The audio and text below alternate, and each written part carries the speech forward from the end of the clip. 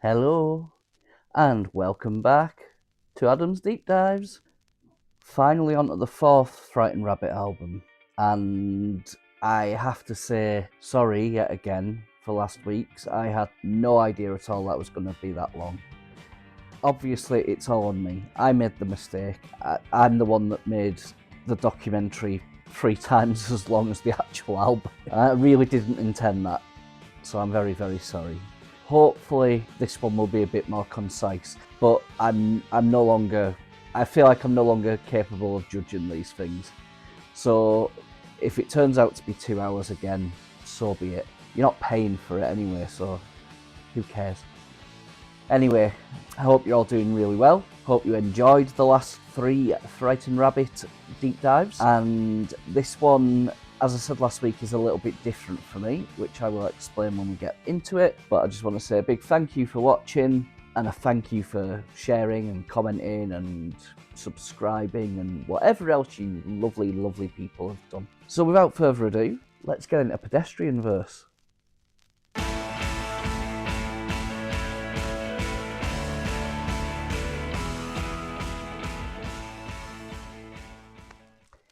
So here we are then, album number 4. And after spending the last 3 episodes working my way through the early years of Frightened Rabbit, this is where things are going to become a little bit different, because Pedestrian Verse isn't just another Frightened Rabbit album for me. This is where I came in. So up until now, everything we've talked about through Sing the Greys, Midnight Organ Fight and The Winter of Mixed Drinks is history that I've essentially had to go back and reconstruct, because I wasn't there when those albums came out. I didn't experience the Midnight Organ Fight slowly finding its audience, or watch the Winter of Mixed Drinks arrive and, you know, with all those expectations suddenly hanging over the bands that fans at the time would have had. I discovered all that backwards, but from Pedestrian Verse onwards, I remember it happening. And we'll come back to exactly how that happened in a minute, because first we need to work out how Frightened Rabbit themselves got to this point. So because after the Winter of Mixed Drinks things were changing, the band that had once essentially been Scott Hutchison recording songs by himself had gradually grown into something much bigger. So Grant had joined him obviously on drums, then we've got Billy Kennedy coming in on bass, we've got Andy Monaghan, who had at this point become an integral part of the band, and Gordon Skeen had joined as well during the Winter of Mixed Drinks period. So now Frightened Rabbit were moving into another completely new chapter. They'd signed to Atlantic Records through Canvasback Music, giving them the backing of a major label for the first time. And before Pedestrian Verse appeared, we actually got a couple of fascinating glimpses of the band that was beginning to emerge. So first came a Frightened Rabbit EP in 2011, followed by the State Hospital EP in 2012. And going back to those releases now, you can hear the transition happening. There's a different weight to the production. The sound's becoming bigger and more detailed, but at the same time, the songwriting itself is beginning to shift. It feels like the bridge between the Frightened Rabbit that we've spent the last 3 albums getting to know and the band that we're about to hear on Pedestrian Verse is opening. Now, I'm deliberately not going to go too much, well, I'm not going to go anywhere near these EPs yet, but don't worry, we will come back to them. And having now actually collected pretty much all the material, believe me, there is quite a bit of it to go through, so expect that at some point. But State Hospital in particular is interesting, and it's important to the story that we're telling here, because its title track would ultimately provide the phrase that gave the album its name, Pedestrian Verse. And Scott had begun setting himself a challenge. So he'd become conscious that after 3 albums he was in danger of repeating himself. And for years, Frightened Rabbit songs had largely begun inside Scott Hutchison's head. His relationships, his anxieties, his failures, his body, his drinking, his experiences, and he'd become exceptionally good at writing about Scott Hutchison, maybe too good. So this time he wanted to look outwards at other people, other lives, other houses, other relationships. The pedestrians passing him in the street, maybe.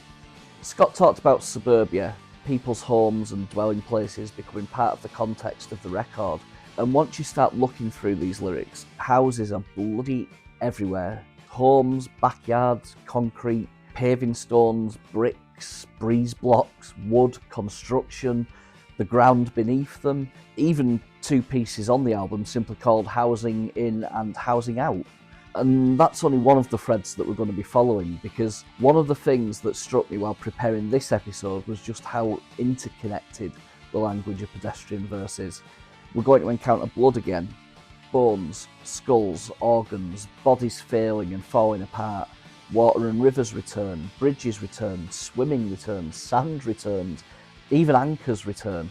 There are colours that reach back towards some of the earliest Frightened Rabbit songs that we've covered, and then there are some newer observations and obsessions as well. There's fire, smoke, breathing, the earth, digging, trees, as I said, construction and home, religion, I mean, good God, the religion, or perhaps not good God, given Scott's relationship with it, but we're going to encounter testaments, sinners, ghosts, deliverance, preaching, churches, priests, sermons, saints, exorcists, heaven and hell, graves, and gospel singers.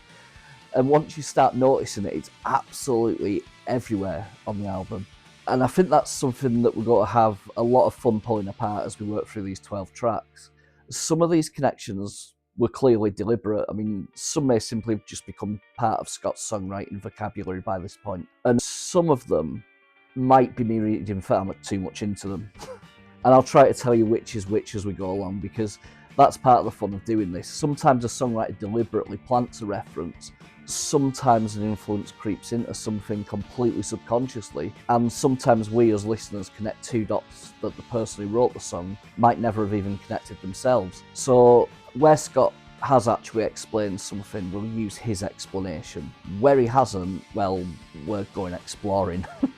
And Scott wasn't the only person changing how Frightened Rabbit songs were written, because perhaps the biggest musical difference with Pedestrian Verse is that for the first time, this was becoming a genuinely collaborative Frightened Rabbit album. So Scott had begun writing material in the usual way, but realised that he was slipping back into familiar habits. So the doors opened. Instead of everything essentially coming from one person and then being arranged by the band, everybody became much more involved in actually constructing the songs. So Scott described the difference rather brilliantly as moving from essentially one head of ideas to 5 heads of ideas. And that's going to become particularly interesting later when we reach Late March, Death March, because there's a little line in there, less heart, more head. And before anybody runs away with that, I'm absolutely not claiming that Scott deliberately wrote that as some clever reference to the new 5-headed Frightened Rabbit songwriting machine. There's no evidence that he did. It may mean absolutely nothing beyond its context within the song. But knowing what was happening creatively around the band at the time and how intricate Scott's lyrics can be, I can't help finding it interesting. And it's exactly this sort of little coincidence that we're going to keep our eyes open for. The band also brought in producer Leo Abrahams, and together they recorded principally at Monroe Valley Studio in South Wales. And the result was something that still sounded unmistakably like Frightened Rabbit, but somehow felt broader, more muscular and more carefully constructed. And Scott was challenging himself lyrically at exactly the same time. And that brings us back to the title, Pedestrian Verse. It's almost self-deprecating. Ordinary words, ordinary people, ordinary lives. But Scott essentially used the phrase as a challenge to himself. He said, if you're going to have the arrogance to call your album Pedestrian Verse, then you'd better make bloody sure the verse itself isn't pedestrian. And I think he succeeded spectacularly. Now, there's also something about the physical presentation of this album that I've become increasingly fascinated by while putting this episode together. The aged wood, the ornate gold imagery, the blue book sitting in the centre of the cover. And this part is entirely my interpretation, but after spending days going through the lyrics, absolutely saturated with religious language, I find it difficult not to look at that artwork differently. That dark aged wood reminds me of church pews, and the ornate book sitting there almost looks like a Bible or hymn book being presented on the altar. Was that actually the intention? I don't know, and unless we find somebody involved with the artwork explicitly saying so, I'm not going to pretend that it was, but once I've seen it, I couldn't really unsee it. And all of this brings us back to why Pedestrian Verse is such an important album in my Frightened Rabbit story, because Scotland has already played a bizarrely large part in my musical life long before I'd ever heard Scott Hutchison's voice. In fact, it goes almost ridiculously far back. So some of the music I loved when I was only 2 or 3 years old already had Scottish connections. Bands like Big Country and Ultravox, and as I got older that connection just became stronger. I got into bands like the Jesus and Mary Chain, Belle and Sebastian, Mogwai, Garbage, Biffy Clyro, Sons and Daughters, Las Vegas, and particularly Idlewild. And Idlewild became so important to me that I actually named my firstborn son after the singer Roddy Womble. So perhaps looking back, discovering Frightened Rabbit wasn't some enormous musical left turn. Maybe I've been heading towards them for years without even knowing it. And then in 2013, I found them. Or perhaps they found me. My girlfriend at the time and I, we'd been driving back from Glasgow visiting her friends, and we were just driving home, and we literally a couple of minutes away from home, and the song came on the radio. I'd never heard it before, and almost immediately something made me turn it up. And despite being practically home, I wasn't getting out of that car until I'd heard the rest of it. And the song was Backyard Skulls, new single from Frightened Rabbit, and it was on the radio, and that was it. I was hooked. I went inside, straight onto Amazon, and immediately ordered Pedestrian Verse. It arrived the next day, and I listened to it, and I absolutely adored it straight away. And almost immediately I went backwards, straight onto Amazon again, bought Sing the Greys, bought The Midnight Organ Fight, bought The Winter of Mixed Drinks, and bought Quietly Now. Everything that they'd released that I'd somehow managed to miss up to that point. And Frightened Rabbit actually ended up opening the Scottish musical world even further to me, because through them, and then later through the Frightened Rabbit community on Facebook, I discovered bands like We Were Promised Jetpacks, The Twilight Sad, There Will Be Fireworks, New Year Memorial, Rest, Father Son, and plenty more. And the connections between all these musicians became increasingly tangled as the story continues, as a lot of people will probably know. Some of those people will appear again in the universe of Frightened Rabbit. Some will collaborate with Scott. Scott will collaborate with some of them in their own terms. And eventually several of those different branches will come together again when we reach Tiny Changes. But all of that's obviously some distance ahead. Ironically though, we've already gone through Tiny Changes back in the Midnight Organ Fight episode, but you know what I mean. Because right now, it's 2013. Frightened Rabbit have a major label deal. They've changed the way they write, they've challenged themselves to become something bigger without losing what made them Frightened Rabbit in the first place. Scott is trying to step outside himself and write about the people and buildings around him, and somewhere on a drive home from Glasgow I've finally found them. So for 3 albums I've been reconstructing Frightened Rabbit history for these videos, but from this point onwards I remember it happening. So let's go back to the beginning of Pedestrian Verse, and fittedly for an album filled with sermons, saints, sinners, bodies, death and questionable morality, Scott Hutchison begins proceedings by considering the behaviour of men.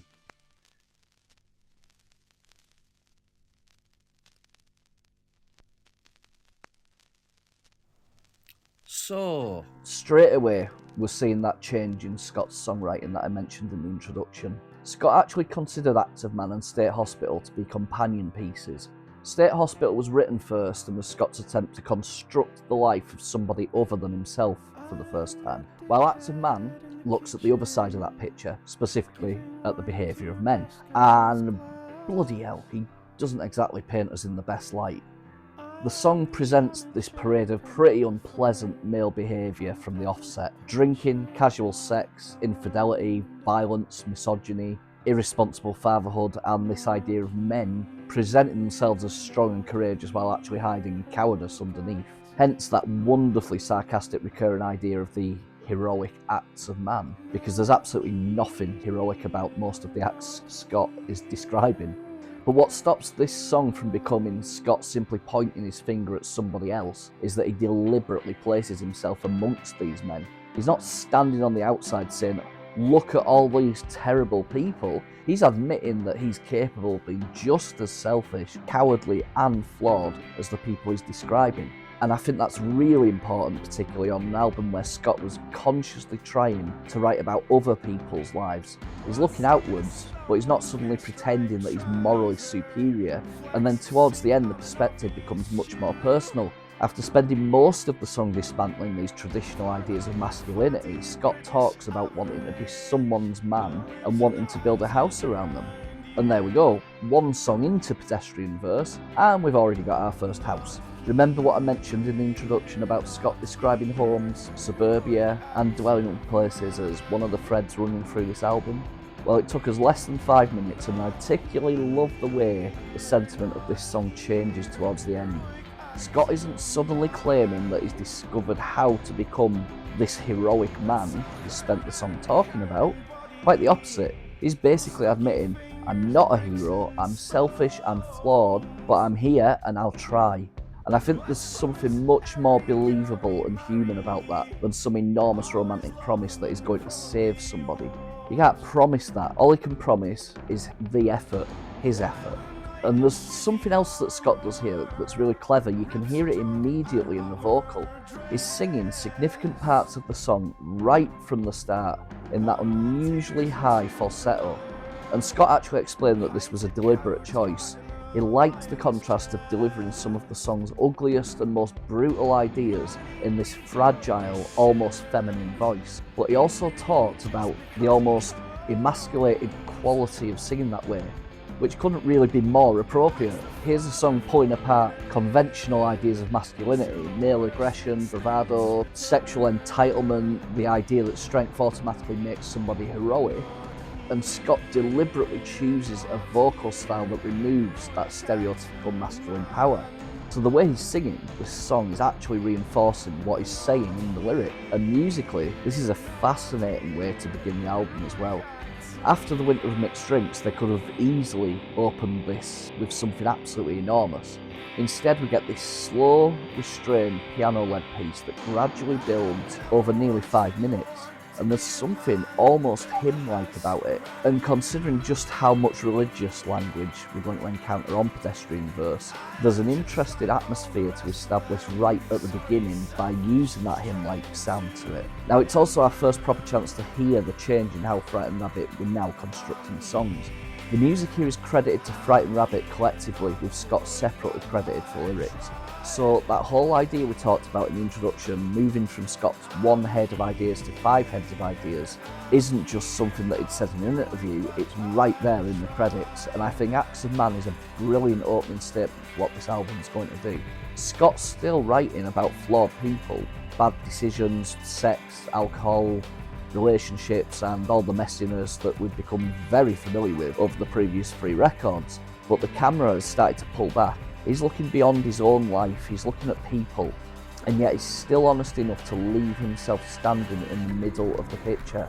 He's not heroic, neither are the men around him, but perhaps recognising that and actually trying to be better is worth something in itself.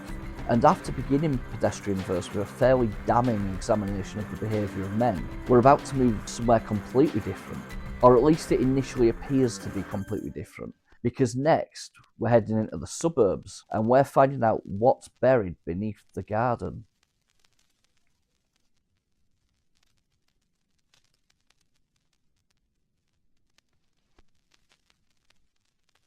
And yes, this is the one. The song I mentioned in the introduction, the first Frightened Rabbit song I ever heard, and the song that was ultimately responsible for me sitting here talking about them all these years later. But despite Backyard Skulls being such an important song to me personally, I don't think I'd ever really appreciated just how much is going on in these lyrics until doing this deep dive. And appropriately enough for Pedestrian Verse, we're heading straight into suburbia. Now, Scott said that the inspiration came from Scottish crime writer Chris Bruckmeyer's 2011 novel, Where the Bodies Are Buried. In the book, detectives use aerial imagery to search for undiscovered bodies, and Scott took that idea and transformed it into something much broader. All those horrible little secrets, mistakes and betrayals that people try to bury and pretend never happened. There's actually a lovely bit of circularity to that inspiration too, because Bruckmeyer was actually a Frightened Rabbit fan and acknowledged that the band's music as an influence while writing the novel. So Scott then read the book and wrote Backyard Skulls because of it. So Frightened Rabbit helped inspire the book, which then came back and inspired Frightened Rabbit. And Bruckmeyer later said Scott actually gave him an advance copy of Pedestrian Verse and told him that his novel had inspired the song. And what Scott does with that original idea is brilliant. So instead of literal murder victims, the bodies buried underneath these houses become all the things people would rather forget. infidelity, mistakes, previous relationships, sexual encounters, things we're ashamed of, things that don't necessarily fit the respectable version of ourselves that we present to everybody else. Scott described it as taking the idea of skeletons in the closet one step further, and said the song represented one of the starkest contrasts they'd created between bright pop music and genuinely dark subject matter. And that contrast is absolutely key, because musically, Backyard Skulls is ridiculously catchy. It's bright, energetic and immediate. It's exactly the sort of song that can come onto the radio while you're driving home from Glasgow and make someone who's never heard Frightened Rabbit before suddenly turn the volume up. Trust me, it works. But underneath that incredibly accessible music, Scott is singing about metaphorical human remains buried underneath people's gardens, which brings us straight back to something we talked about in the introduction: homes. We're 2 songs into Pedestrian Verse. In Acts of Man, Scott wanted to build a house around somebody. Now we've gone out into the garden and we've got paving stones, patio doors, lawns, homes, and underneath it all, skulls. Scott said that suburbia, other people's homes and dwelling places, were part of the world he was constructing around this record. And Backyard Skulls might be one of the clearest examples of what he meant, because all these incredibly ordinary domestic objects become part of the metaphor. You can build a house, lay the paving stones, put in the patio, maintain the lawn, create this perfectly respectable looking suburban life, but none of that necessarily raises what happened before. And there's one tiny bit of wordplay in the lyrics that I'd never properly noticed until I went through them again for this video. Scott plays with the familiar phrase X marks the spot, except in the lyric sheet the word is written as X's, E-X-E-S, as in former partners. And considering he's talking about previous encounters and buried histories, I find it very difficult to believe that that spelling isn't doing some extra work. The treasure map meaning is still there, there's no convenient X showing where everything has been buried, but there are also X's. People from the past, previous relationships, previous bodies. So, the metaphorical graveyard underneath these respectable suburban homes isn't just filled with mistakes, it's filled with history. And however deeply you bury that history, Scott's point is that it never completely disappears. He said that himself when discussing the song. Infidelity, mistakes and wrongdoing aren't really gone simply because you buried them. And there's another image here that has always stuck with me personally. When I first properly listened to these lyrics, my mind immediately went to Fred and Rose West. The image of an apparently ordinary British house and garden with something absolutely horrific buried underneath it. Now, I've never found anything suggesting that Scott was referring to the West, so I'm not claiming that's what the song's about at all, but that's simply where the imagery took me the first time I heard it. But I think it demonstrates why the metaphor is so effective, because there's something particularly unsettling about putting something horrific beneath something so mundane. Not like a gothic cemetery or some dark forest, just a lawn, a patio, a perfectly ordinary house. And then Scott gives us perhaps the most wonderfully sinister image in the whole song. Those buried skulls aren't simply lying there, they're metaphorically smiling at the hypocrisy of the supposedly respectable lives being lived above them, because everybody has a past, everybody has made mistakes, everybody has things that they'd probably rather leave buried. And perhaps the real hypocrisy comes from pretending that we don't, while judging everybody else for theirs. It's also another example of Scott taking something that we've encountered through previous records, secrets, sex, guilt, relationships and mistakes, and expanding the camera outwards. These aren't simply Scott Hutchison's secrets anymore, they're underneath everybody's house. And I suppose there's one final thing I can't really separate from this song.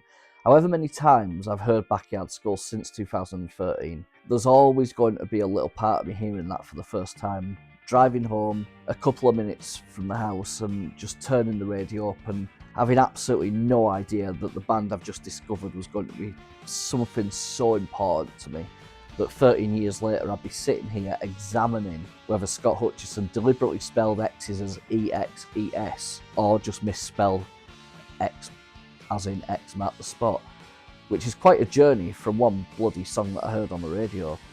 But from buried secrets beneath suburbia, we're about to move into something else that's going to become absolutely impossible to ignore on Pedestrian Verse. Religion, preachers, sinners, false righteousness. And Scott Hutchison makes it very clear that he doesn't need anybody trying to save his soul.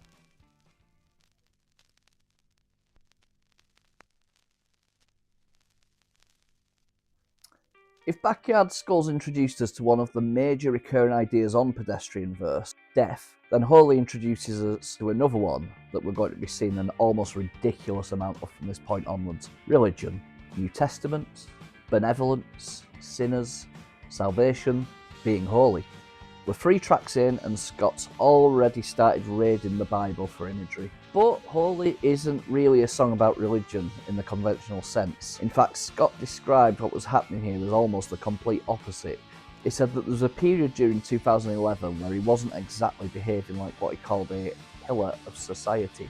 It was a particularly self-destructive period in his life, and the character that we're hearing in Holy is essentially pushing back against concerned friends who are trying to intervene. And his response to their concern is basically, I know I'm making a mess of things, I don't need you preaching at me about it. There's something deliberately belligerent about the whole song. The people around him may genuinely be trying to help, but from his perspective, their concern starts feeling like judgment. They're standing above him, reading him the riot act, offering advice, and behaving as though they've somehow got everything figured out themselves. And Scott isn't having any of it. And that's where one of my favourite bits of wordplay on this album comes in. The contrast between being holy and being full of holes. It's such a simple little shift in language, but it pretty much summarises the entire song. You're acting holy and I'm full of holes. And I know which one of those things I am. And the interesting part though is that Scott didn't retrospectively pretend that the behaviour being described here was somehow admirable. Quite the opposite, he called it selfish and thoughtless. But he also believed that periods of self-destruction could sometimes serve a purpose. His description of it was fascinating, a kind of non-religious baptism. Destroy everything, wash yourself clean, start again. And there's our old friend water lurking again underneath the religious imagery.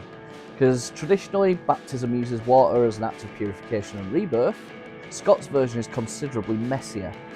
Instead of somebody ceremonially washing away your sins, you burn your own life down, live with the consequences, and hopefully emerge from the other side capable of starting again. And considering how often we've already encountered water being used for cleansing, escape and rebirth throughout Frightened Rabbit's catalogue, I find it really interesting that Scott reaches for baptism to describe what this song meant to him. But there's another element here that I think is equally important. Scott doesn't particularly want to be saved, and we've seen variations on that before. There's always been something in his writing that resists easy solutions, particularly somebody else arriving with an answer and telling him how he's supposed to fix himself. And Holy takes that instinct and makes it confrontational. Don't preach, don't patronise me, don't pretend you're morally superior, and definitely don't act as though you're some kind of saint just because I'm currently doing worse than you are, which makes the religious language absolutely perfect. He's essentially turning concerned friends into preachers and himself into the sinner who has absolutely no intention of joining the congregation. And Scott's own description of the protagonist was even less diplomatic. They're basically telling their concerned friends to go fuck themselves, or as Scott put it, so I go fuck yourself, pal. Musically though, this is another one of those brilliant Frightened Rabbit contradictions because Holy is enormous fun.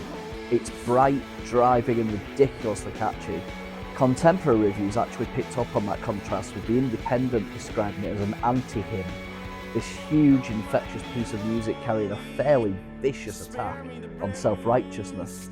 And again, that feels significant on an album so saturated with religious language. It's almost constructed like something communal, something you could imagine a room full of people singing. Except instead of everybody joining together in praise, they're joining Scott Hutchison in telling somebody to stop acting so bloody holy. It's a congregation for people who don't want a congregation, and I love that. The music is once again credited collectively to Frightened Rabbit, with Scott providing the lyrics, Leo producing again, and at around 3.5 minutes, it's another incredibly tight example of what this new collaborative version of the band could do. It's big enough to sound almost anthemic without losing the bite underneath it. And 3 songs into Pedestrian Verse, some of the architecture of this album is already becoming remarkably clear. We've had men behaving badly, we've had secrets buried underneath respectable homes, and now we've got sinners being preached at by people pretending to be saints. Everybody's flawed, everybody's hiding something, and the moment somebody starts pretending otherwise, Scott seems deeply suspicious of them. But if Holy is about refusing somebody else's offer of salvation, the next song comes from almost the opposite position, because suddenly Scott isn't pushing someone away. He's isolated, he's lost, and he desperately wants someone to notice that he's there.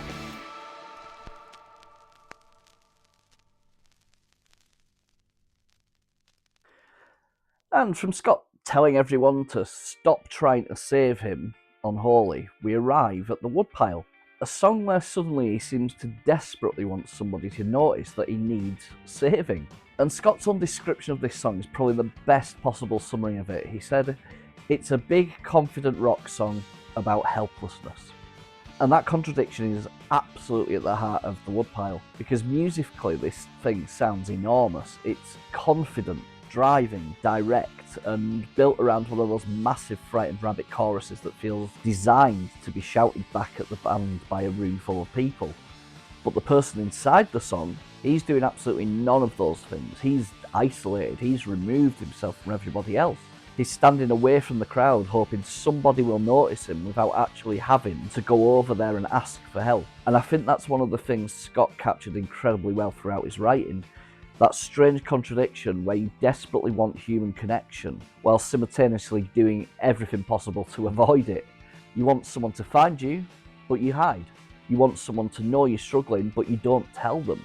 You want someone to come over and ask if you're alright, but you deliberately position yourself somewhere they probably won't. It's almost like setting yourself an impossible little test. If somebody really cares about me, they'll notice, they'll find me. And that's what I hear at the centre of the Woodpile. Scott places himself away from the noise and the people, looking for an escape, almost disappearing into the corner. But underneath all of that withdrawal is this desperate hope that somebody will come and find him. And then we get that wonderful image of the Woodpile itself, because we've already talked about how much wood, trees, houses and construction imagery there is scattered throughout Pedestrian Verse. We've had the house in Acts of Man, wandered through the patios, gardens and domestic surroundings of backyard skulls, and now we've got a bloody great pile of wood. But this time Scott introduces another major element into the album: fire. The woodpile is something waiting to burn, and Scott asks for somebody to bring a lit torch to it. And that's an incredibly destructive image, but within the song it feels strangely hopeful. He's effectively saying, do something, create a reaction, set something alight, give me warmth, give me light, give me a reason to move. Anything is preferable to remaining frozen in this state of isolation. And I think the choice of fire is particularly interesting because of how often we've already seen Scott use water in previous records. Water has repeatedly represented escape, cleansing, rebirth and movement. Swimming away, crossing rivers, floating, being washed clean. But here we've suddenly got another way of achieving transformation: burn it. And once fire appears on Pedestrian Verse, it isn't going to disappear again. There's also something slightly dangerous about asking another person to be the one holding the torch, because Scott isn't saying he'll set the woodpile alight himself. He's asking somebody else to create that spark, which makes the dependency underneath the song feel even stronger. He needs somebody to reach him, somebody to notice, somebody to intervene. And that's why Scott's description of the song being about helplessness fits so perfectly. This isn't somebody confidently asking for help, it's somebody who doesn't really know how to ask for it at all. And interestingly, getting the song itself into its finished form apparently involved quite a struggle too. Scott said that the version on Pedestrian Verse was actually version number 5. They'd gone through 4 previous incantations before finally finding the arrangement that they were happy with. And Scott said afterwards that he was extremely glad that they hadn't simply settled for one of those earlier attempts. And I think that's particularly interesting on this album because it demonstrates that this new collaborative approach didn't necessarily make everything easier, 5 heads meant 5 sources of ideas, but it also meant songs could be pulled apart and rebuilt until everybody found the version that worked. And what they eventually found with the Woodpile is perhaps one of the clearest examples yet of what Scott and Grant meant when they talked about stripping away some of that excess of the Winter of Mixed Drinks. Grant said that we previously assumed that making a record sound bigger meant physically adding more things. Horns, orchestration, and as we know, layers and layers of guitar. With Pedestrian Verse, they realised that they could create those enormous moments simply through the power of the 5-piece band. Scott called the result distilled Frightened Rabbit. And the Woodpile really does feel like that. It doesn't need everything piled on top of it. The band itself is enough. It also became one of the key songs introducing people to Pedestrian Verse before the album arrived, following material that had already emerged during the state hospital period. By early 2013, it was received a mainstream radio play as Frightened Rabbit prepared to release their first album for Atlantic. And then there's the video, because the Woodpile got one of those music videos where I really don't want to completely spoil what happens if you've somehow never seen it. The whole thing was filmed as a single continuous shot in a New York convenience store where the camera moves through a crowd of people that are gathered around what happens to the aftermath of something absolutely horrific. And the band themselves are amongst the onlookers, and police are there, a news crew arrives, everybody wants to know what happened, and the whole thing builds around our natural instinct to stare at something simply because everybody else is staring at it as well. And then the ending completely changes your understanding of what you've just watched. And there's actually a connection between the video and Scott's lyrics. Director James Lockie said he'd spoken to Scott about what the song meant, and the image of bringing the lit torch to the Woodpile particularly stuck with him. Lockie then took the idea laterally and turned it into something about people jumping into situations without knowing the facts, things becoming exaggerated, taken out of context, and eventually developing into a kind of mob mentality. So it isn't really a literal visualisation of the song, it's another interpretation built from one of Scott's images, which feels rather appropriate for a song that's already full of them. We've got isolation, corners, doors, wood, fire, coldness, light, and somebody desperately hoping another person will cross the space between them. And that's something else that I find particularly interesting, where the Woodpile follows Holy, because in Holy, Scott effectively tells concerned friends, leave me alone, I don't need saving. One track later, please notice me, please come over here, please do something. And I don't think those two things necessarily contradict one another at all. In fact, they feel painfully human, because sometimes you can resent somebody for trying to help you. The problem isn't necessarily that you don't want connection, it's that you want it on terms that you don't really know how to communicate. And maybe that's why this enormous, confident rock song about helplessness works so well. The music does what the person in the lyrics can't. It screams for attention. And after 4 songs filled with masculinity, buried bodies, false salvation, isolation, and now fire, you'd perhaps expect Pedestrian Verse to give us a little breather, but it doesn't. Instead, Scott's got to take us for a drunken walk home with a couple having an argument that's reached the point where absolutely nobody involved can remember what they're even trying to achieve.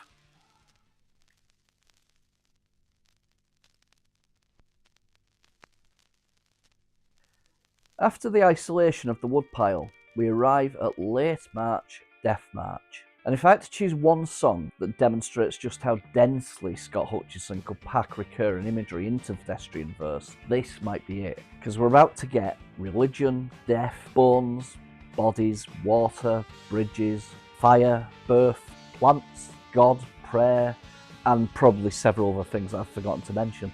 Because basically Scott's emptied the entire Pedestrian Verse vocabulary onto the table and somehow turned it into a massive pop song. And despite all of that imagery, the actual situation behind the song is wonderfully simple. Scott described it as a cheerful sounding song about 2 people having an argument while walking home after a night out. They're drunk, they've both said things that they probably shouldn't have, neither of them is thinking particularly rationally anymore, and eventually one person basically reaches the conclusion, look, maybe I was a prick. Maybe you overreacted a bit, but we're both pissed, we're not solving this tonight, so can we please just go home, sleep it off, and inevitably do the whole bloody thing again at some point. That was essentially Scott's own explanation of the song. And suddenly the title makes perfect sense. They're walking home together, they're in a death march. Everything about the journey is miserable and funereal. Scott curses in church, there's a crying statue, a candle goes out, they begin this metaphorical black march home.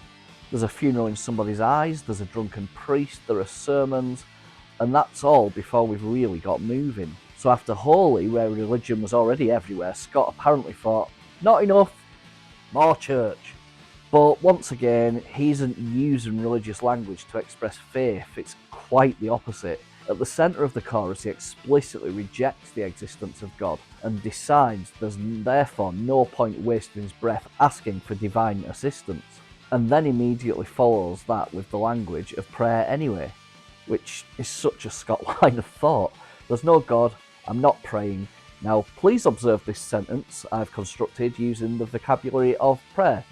Scott would later discuss his atheism directly, and Late March Death March was one of the songs specifically raised with him because of its explicit rejection of God.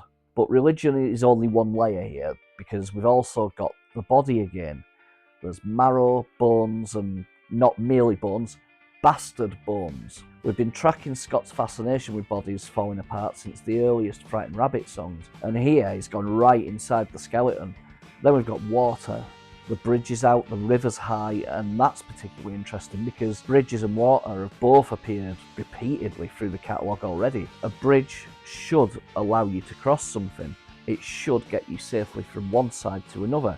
Except this bridge isn't functioning, they're stuck, which is a pretty good description of the argument itself. Neither person can get across to the other, and then Scott takes that bridge metaphor and develops it even further, because later the bridge isn't merely out, it's burned, and perhaps they'll eventually discover that it was arson all along.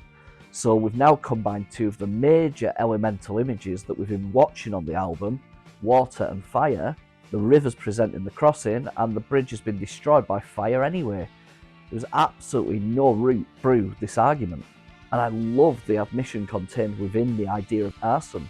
A burned bridge can sound passive, something happened, relationship deteriorated, the connection disappeared, but arson means somebody deliberately set the bloody thing on fire. There's a responsibility attached to it, and given that the song repeatedly comes back to Scott admitting that he's gone too far, there's a pretty obvious possibility that he's recognising his own part in creating the situation. And then we get another absolutely brilliant extended metaphor. The silence between them becomes pregnant.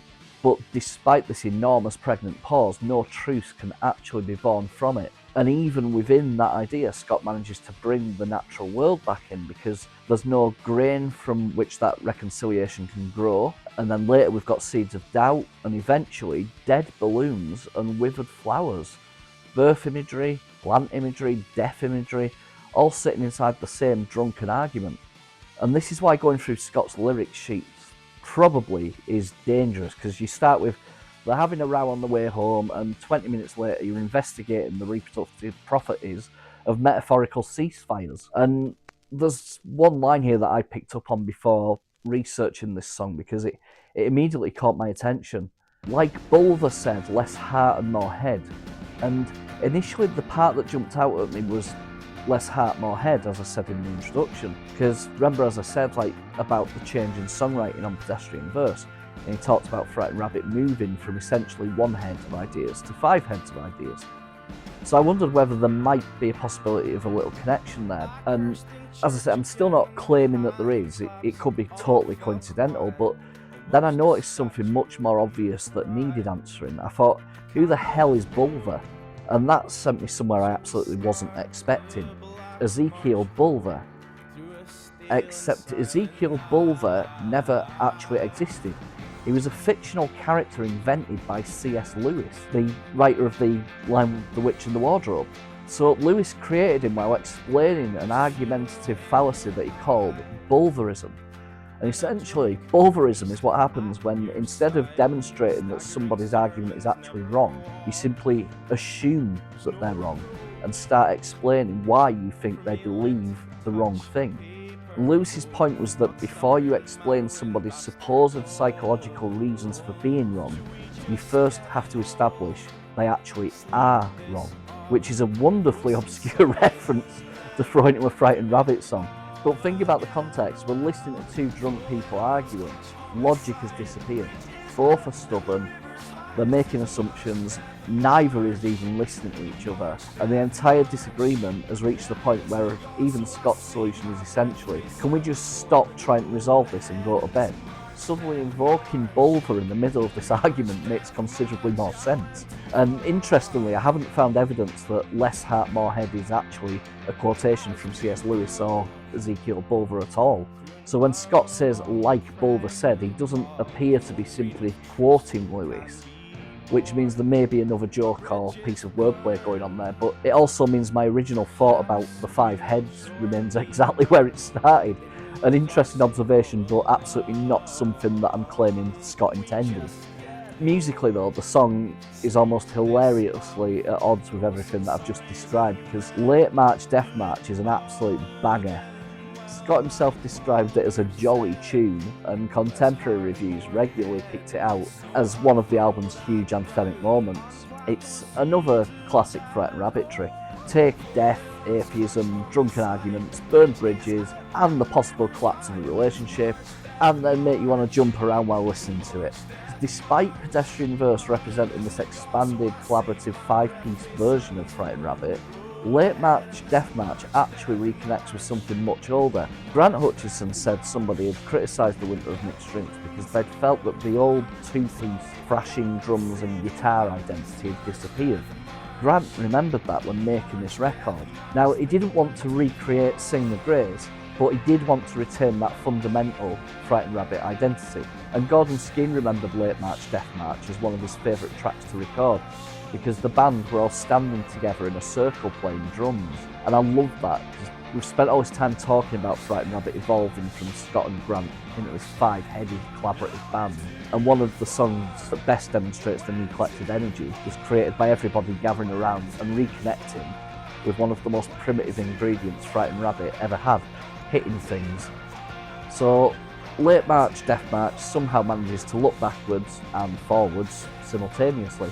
The band has evolved, the songwriting has evolved, Scott's references are becoming increasingly literary and layered.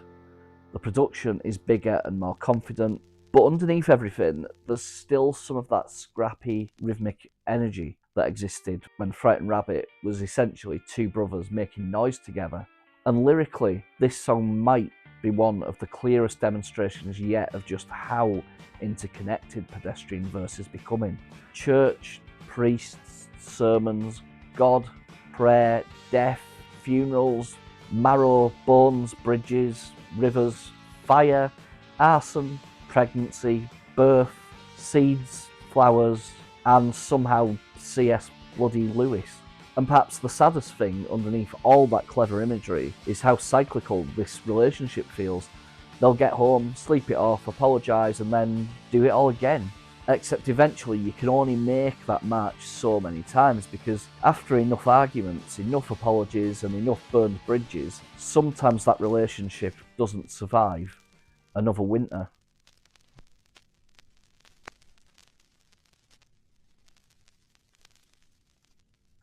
And after the drunken argument of Late March Death March, we arrive at December's traditions. Scott described it as being about a sad and frustrating time, when after a few too many of those arguments, people begin to discover that they simply cannot be together. So we're effectively picking up where the previous song left us. They went home, slept, probably apologised, then tried again, and eventually trying wasn't enough, which immediately gives the title another meaning. Because a tradition is something that you repeat, and these two people seem to have developed some particularly unhealthy traditions of their own. Arguments, reconciliation, another argument, another reconciliation. Until eventually December arrives and something has to change. And Scott was apparently delighted about something else here. Minor key, at last. That's genuinely how he introduced the song when discussing Pedestrian Verse. He pointed out that there were several other minor key songs recorded around this period that didn't make the album, but he was glad that this one survived. And naturally, having finally left a proper minor key song, he used it to write about a relationship collapsing. But lyrically, this thing is an absolute Frightened Rabbit bingo card. The opening alone gives us winter, seasons, houses, trees, sex, and domestic life. December arrives and effectively removes the last remnants of summer, so the curtains are drawn, the trees are stripped, and everything moves indoors into what Scott very pointedly calls so-called living rooms, because there doesn't seem to be a great deal of living happening inside it. And there's our housing imagery again. We're now 6 tracks into the album, and these domestic spaces just keep appearing. Houses aren't simply places where people live on this record. They're places where people hide things, argue, have sex, try to maintain relationships, fall apart, and they're almost containers for people's private lives. And outside those houses, nature's changing too. So summer disappears, the trees are stripped, winter closes everything down, which obviously isn't new territory for Frightened Rabbit. We've already spent an entire album dealing with winter, and we're going to discover that Scott's fascination with winter and Christmas stretches considerably further through his catalogue than the studio albums alone might suggest. Much further, but that's a problem for another day. Here, winter feels like emotional exhaustion. The warmth has gone, the relationship has been stripped back, and whatever was keeping these two people together is disappearing with it. And then we get the body again. And bloody hell, this body isn't doing particularly well. There's this ghostly body lying beside somebody, with teeth are being lost, bones are shattered, cancer appears, blood is lost, tongues and mouths appear, and then there's this wonderfully visceral description of the metallic taste of blood. So our recurring fascination with bodies, blood, bones and things physically breaking down is very much alive. Or perhaps not particularly alive, given the condition of everybody involved. And what I particularly like is the way Scott uses physical illness to describe something emotional, which he's obviously done before. A stick in plaster isn't going to fix a shattered bone. Treating cancer like a cold isn't going to make the cancer disappear. These aren't minor problems anymore. The relationship is fundamentally broken. And yet somebody keeps trying to apply these tiny temporary fixes to something requiring much more drastic treatment. It's essentially, stop pretending this is a cold. We've got fucking cancer.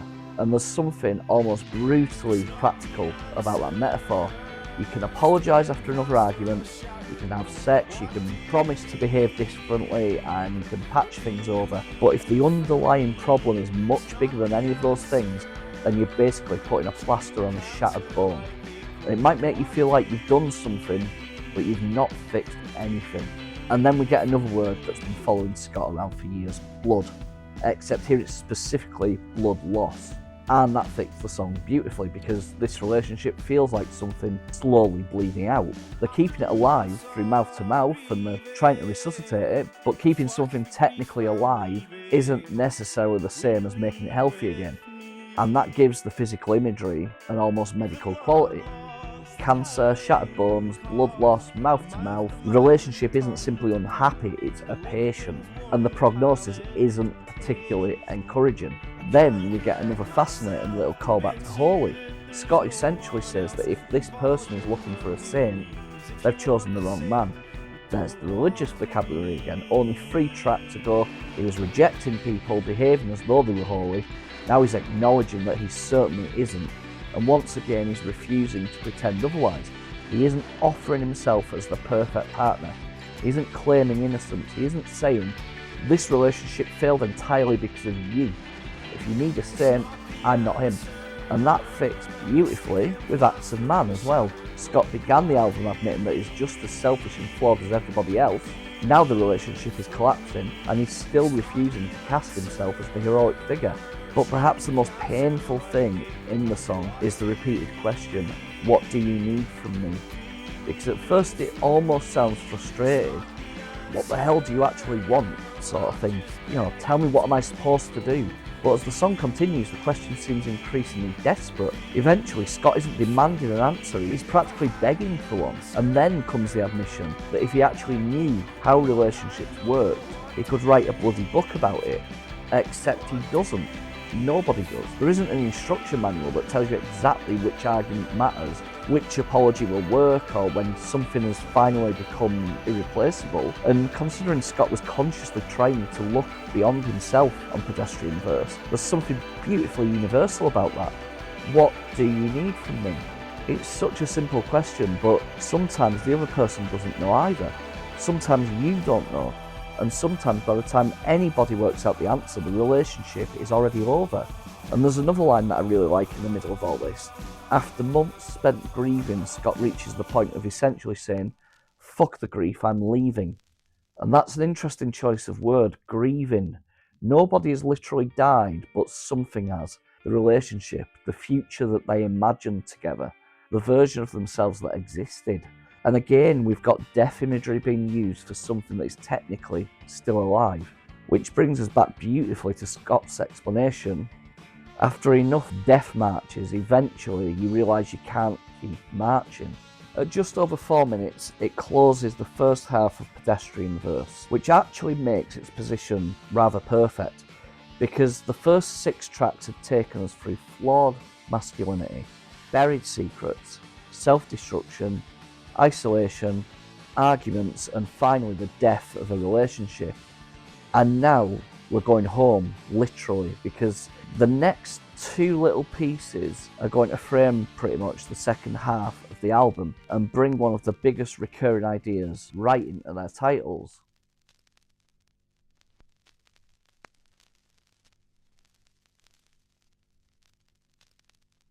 And after the relationship finally seems to collapse in December's traditions, we arrive at the first of 2 tiny songs that sit on either side of the second half of Pedestrian Verse, Housing In and Housing Out. Now, we've seen Frightened Rabbit do this before.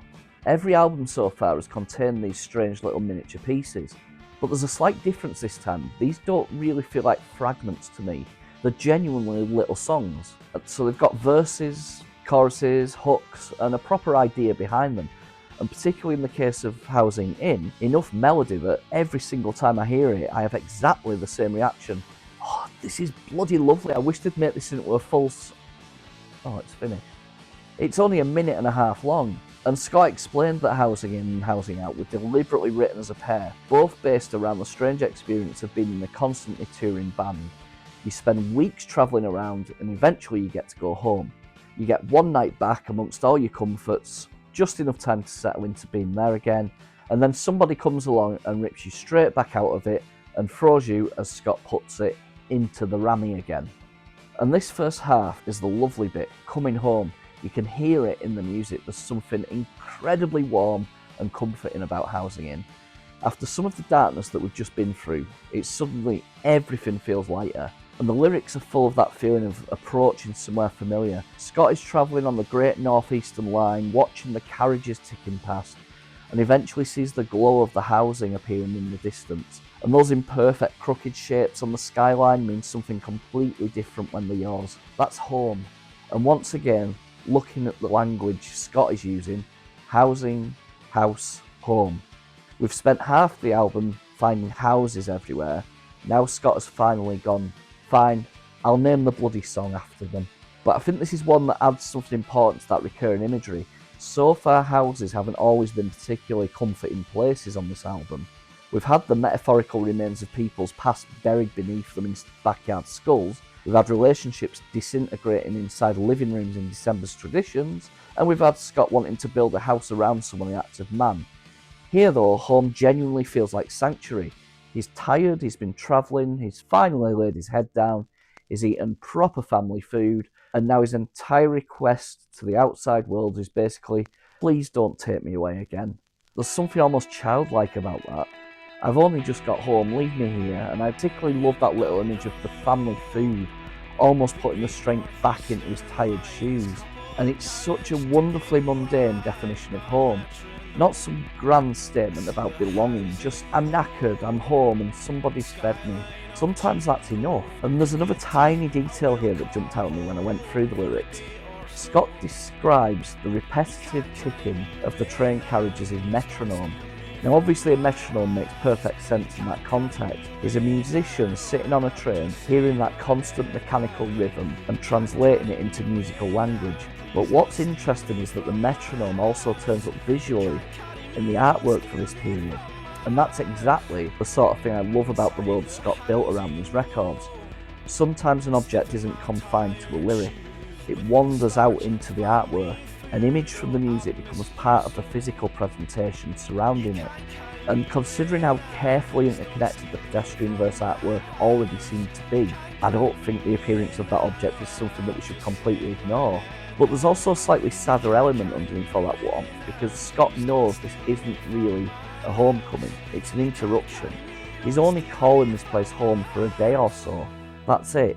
He hasn't finished touring, he's temporarily stepped outside the travelling life, and he already knows somebody is coming to collect him again, which is why the repeated plea not to be carried away feels more desperate every time it comes around. He's barely had enough time to remember what being home feels like before he's thinking about having to leave it.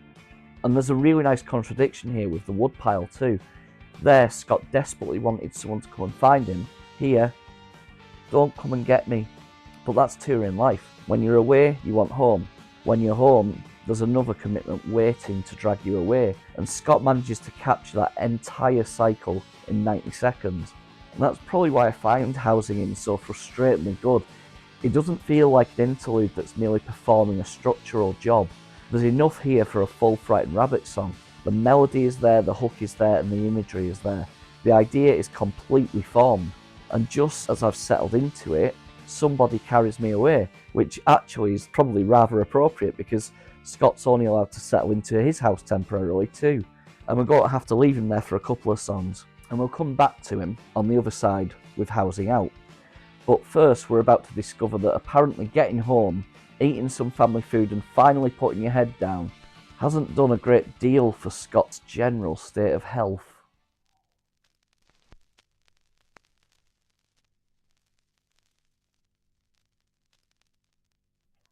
So, after the tiny moment of warmth and comfort that we get from Housing In, Scott immediately decides that's quite enough happiness for one album and announces that he's dead now.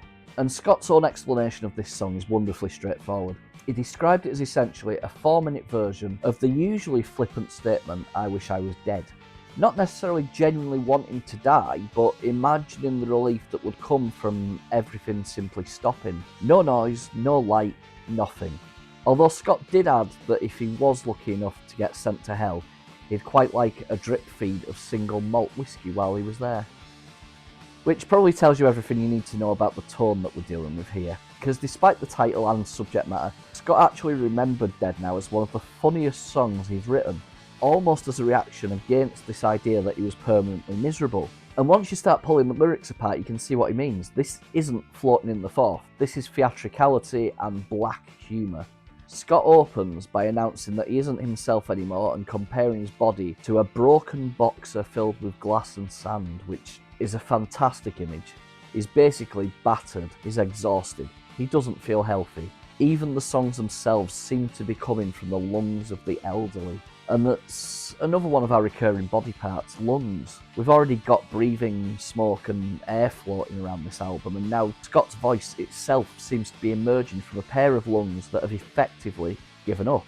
Then we get the chest, the heart, the kidneys. So once again, Scott isn't simply telling us he's exhausted, he's practically conducting an internal organ inventory. And the chorus gives us this brilliant image of the light inside him having been mined out and burned for heat. There's so much of Pedestrian Verse packed into that one idea. We've got digging and extraction, we've got the earth, we've got fire, we've got light, and we've got the body being treated almost like a physical landscape from which every useful resource has finally been removed. It's been mined dry. Whatever energy was there has been dug out and burned. Nothing left. And there's that fire again. We've already had the woodpile waiting for somebody to bring a torch to it.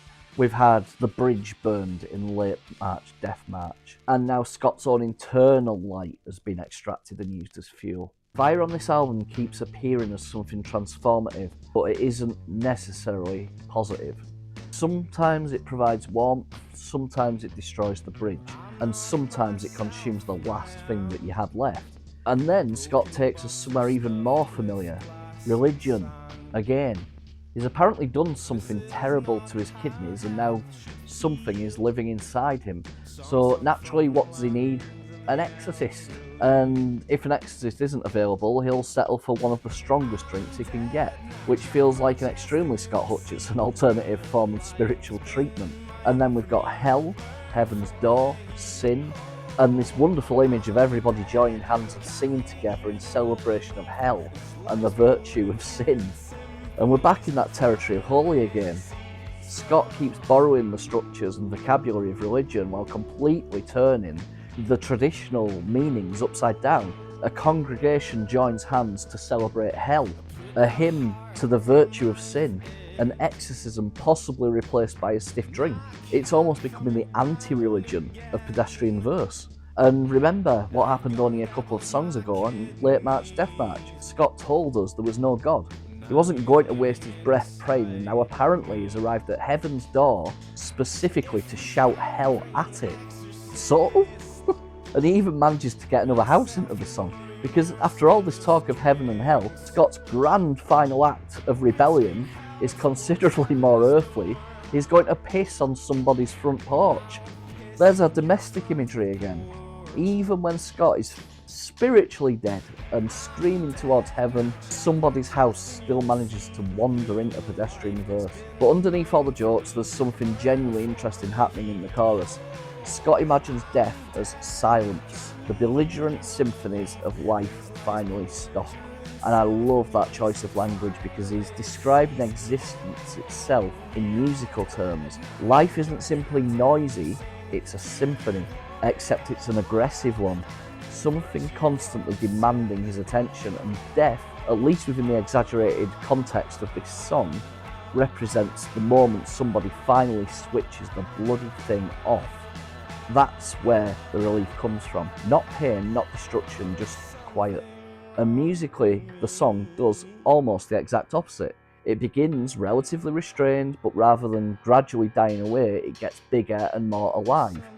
And by the final section, the music has opened up into something completely euphoric, while Scott repeatedly announces that there's something wrong with him. The AV Club picked up on exactly that contradiction at the time, describing the ending as turning that admission into an almost joyful "take me as I am" declaration. And I think that's where the song subtly changes, because eventually the question isn't really, wouldn't it be nice if everything stopped? It's, can you love me while everything is still happening?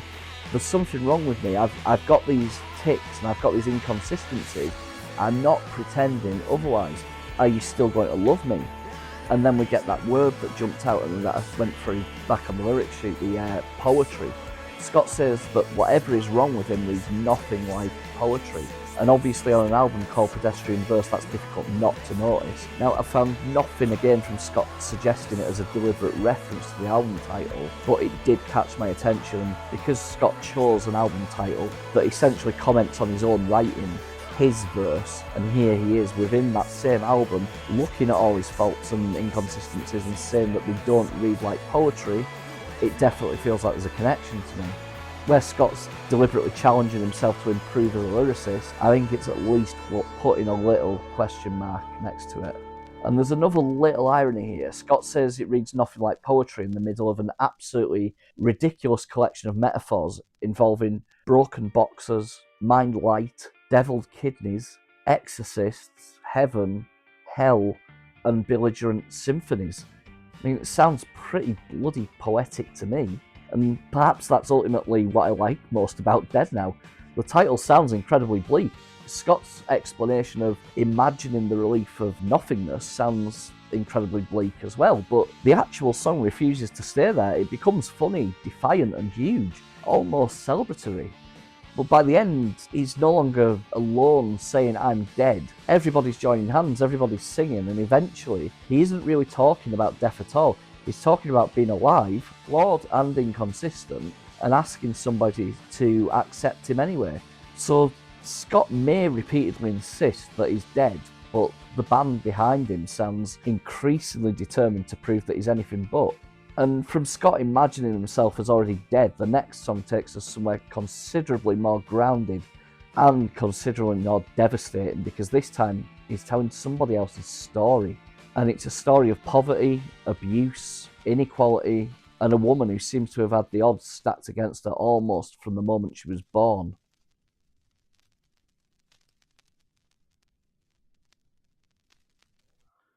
And from Scott imagining himself as dead now, we move into a song that is considerably less interested in Scott Hutchison himself.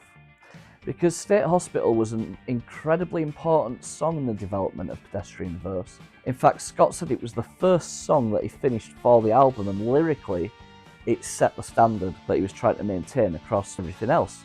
More importantly, he described it as his first real attempt to write somebody else's life rather than another disguised version of his own. And that change is absolutely fundamental to Pedestrian Verse.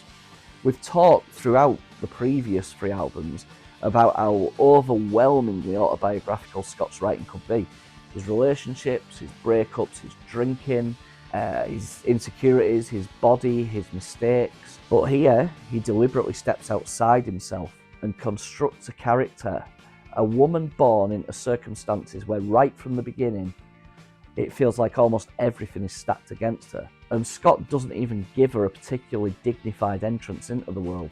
The story begins with conception and a state hospital birth, and from there we're given this incredibly compressed account of a life shaped by poverty, neglect, smoke, abuse, failed education, and an almost complete absence of opportunity.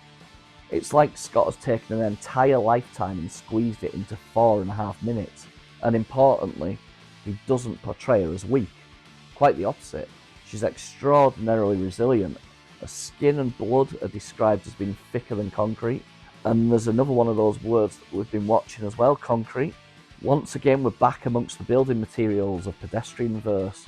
Except this time, Scott takes something cold, hard and structural and turns it into part of a human body.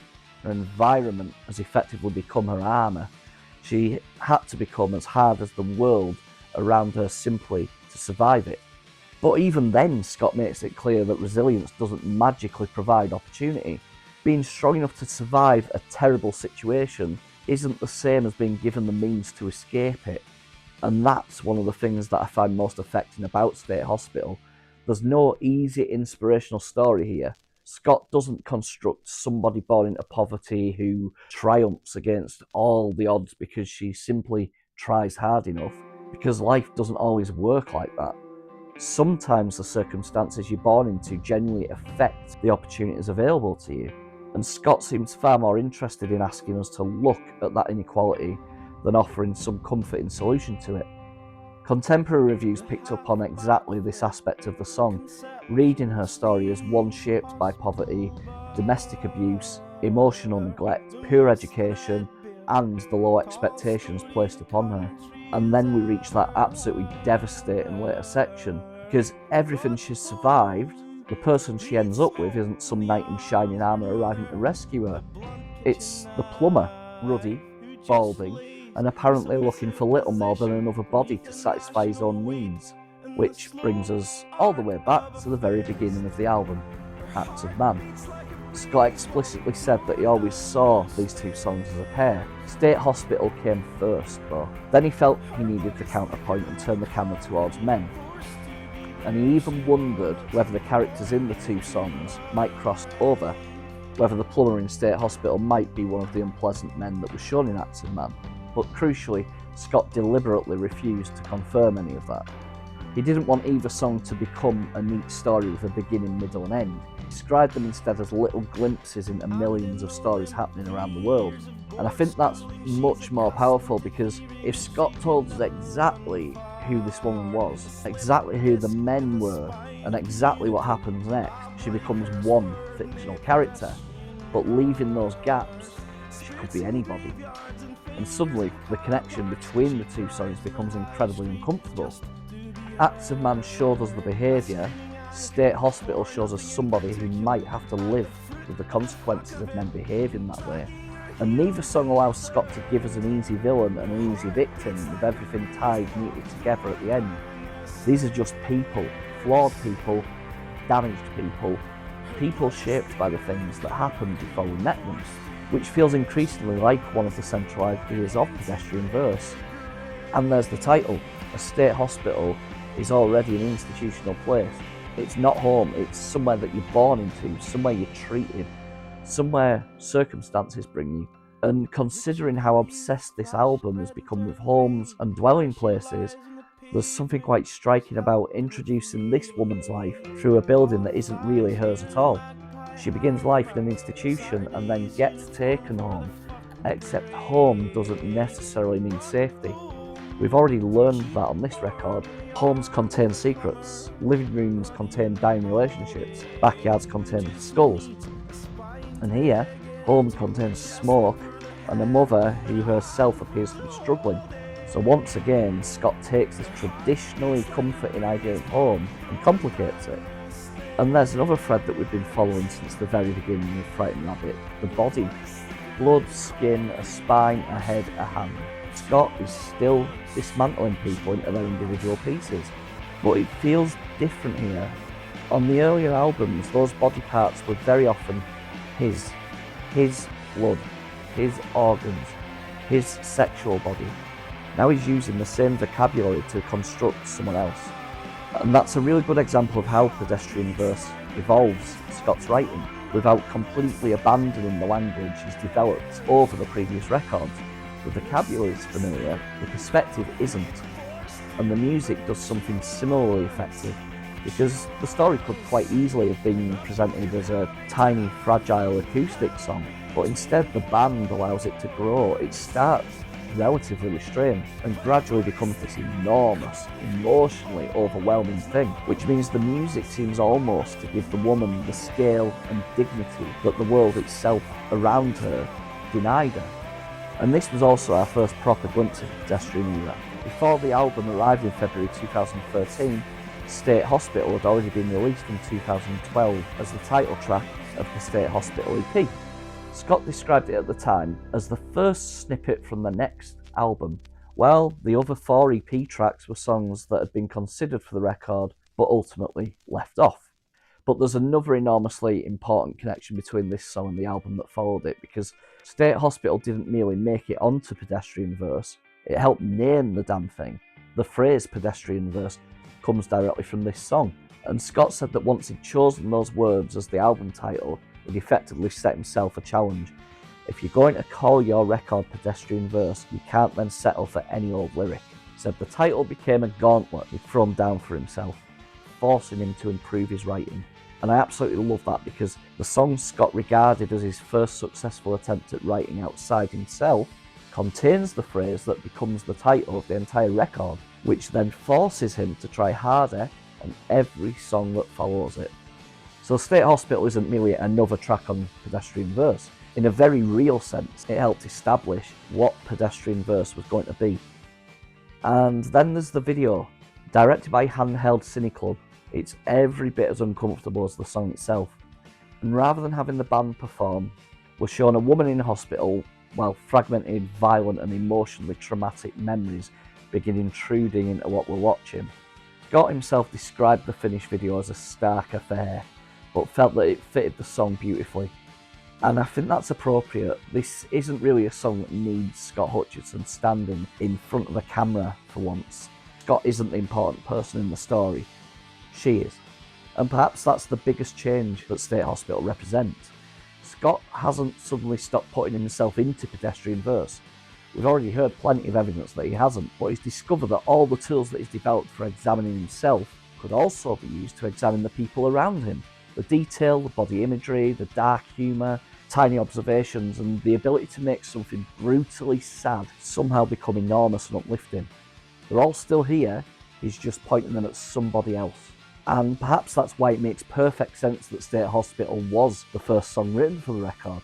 Before Pedestrian Verse had a title, before it had 12 tracks, and before Scott knew exactly what the album was going to become, that was the moment that he realised that Frightened Rabbit stories didn't always have to be about Scott Hutchison. And after one of the biggest emotional peaks on the record, Scott does something rather sensible. He gives us some breathing space. Although, being Scott, he decides the best way to do that is with a song about chemically forcing yourself to smile while you feel absolutely fucking miserable.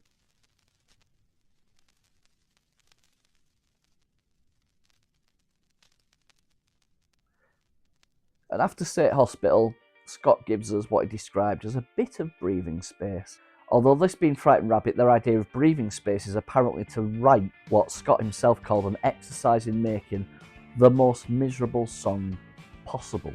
This is Nitrous Gas, and Scott actually said this was his favourite song on the album. His basic idea was to make it relentlessly miserable, then hit the listener with a punchline right at the very end.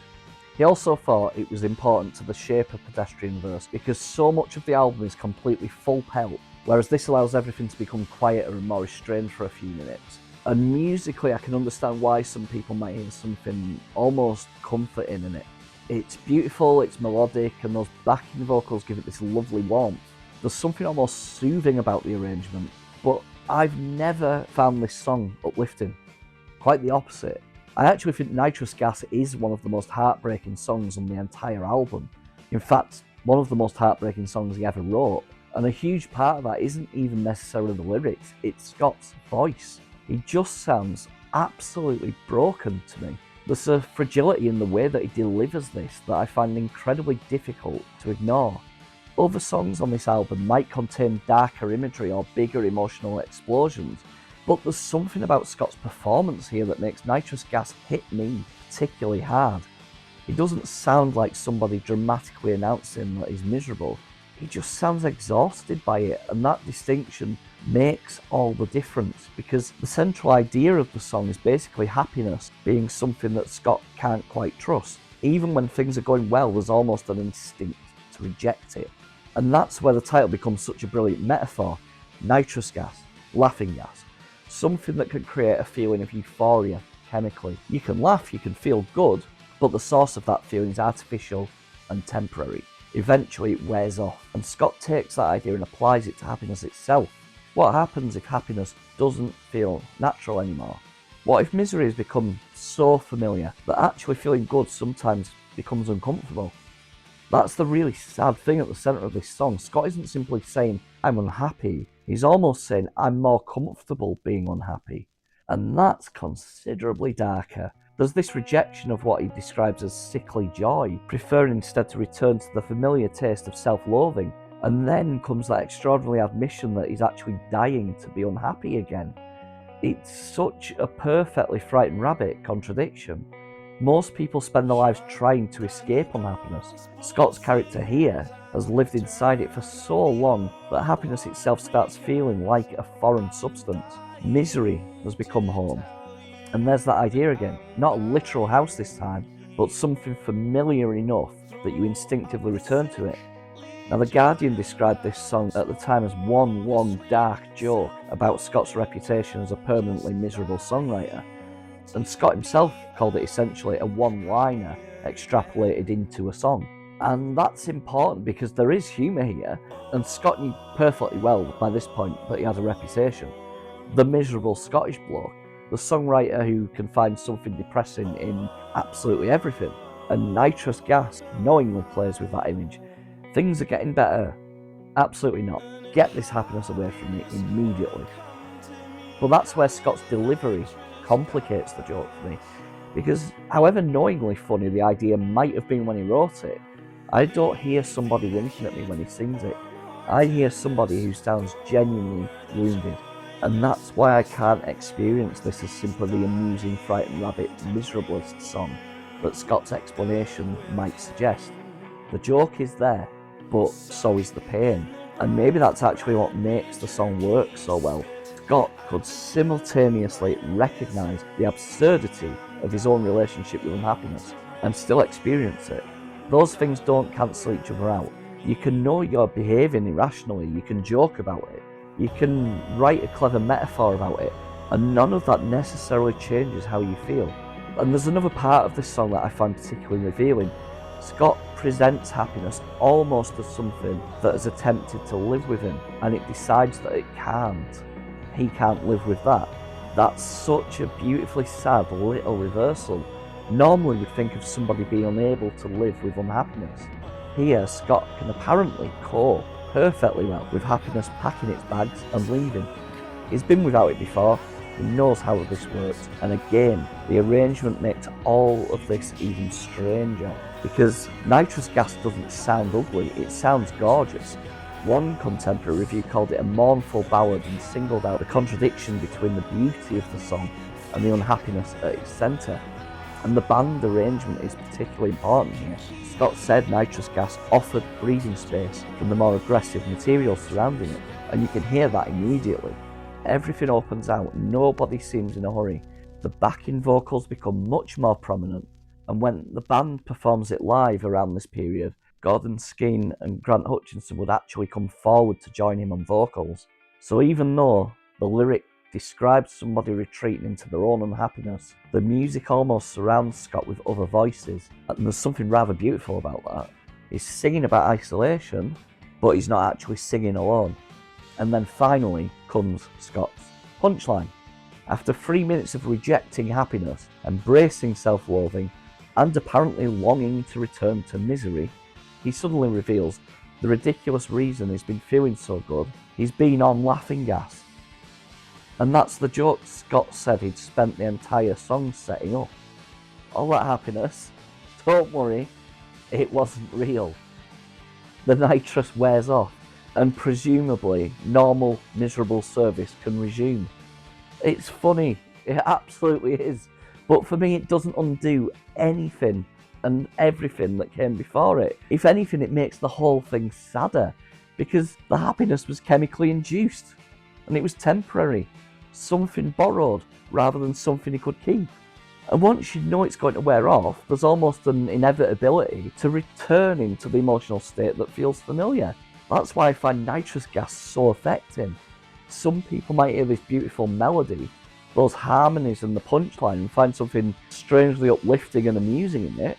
I hear Scott's voice, and I hear somebody who sounds completely broken. I mean, that's obviously entirely my own response to the performance, but it's one of those occasions where the way Scott sings the words affects me every bit as much as the words themselves, and perhaps that's exactly why this quieter moment was necessary on Pedestrian Verse. We've had huge choruses, we've had big drums, arguments and black humour and enormous metaphors. Here, everything gets stripped down enough that we can really hear the person at the middle of it. And Scott chose to use that breathing space to write the most miserable song he possibly could. Of course he did. And now we've reached the other side of the little section that began with Housing In.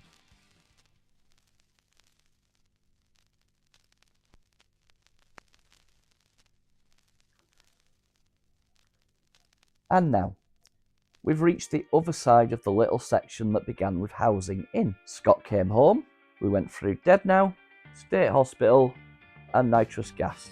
And now that happy, brief stay is over. Something's coming to carry him away again. Now, a few songs ago, Housing In gave us that wonderfully warm little moment of Scott finally arriving home after being away on tour. Sees the familiar houses appearing on the horizon, gets some family food inside him, finally gets to put his head down, and his only request is essentially, please don't make me leave again. Well, tough luck, because Housing Out is the other side of that story. Scott explained that the two Housing tracks were deliberately written as companion pieces about the strange cycle of touring. You spend all this time away, desperately wanting to get home, finally get there for perhaps a day or two, become comfortable again, and then you're pulled straight back out into what Scott called the rammy, as I said. And Housing Out is exactly that moment. We're leaving again. It's even shorter than Housing In, lasting barely over a minute, and just like its companion piece, I think there's enough of an actual song here that I always wish that there was more of it. But perhaps the brevity is actually part of the point. Scott wasn't home for very long, so neither are we. And immediately the warmth of Housing In has disappeared.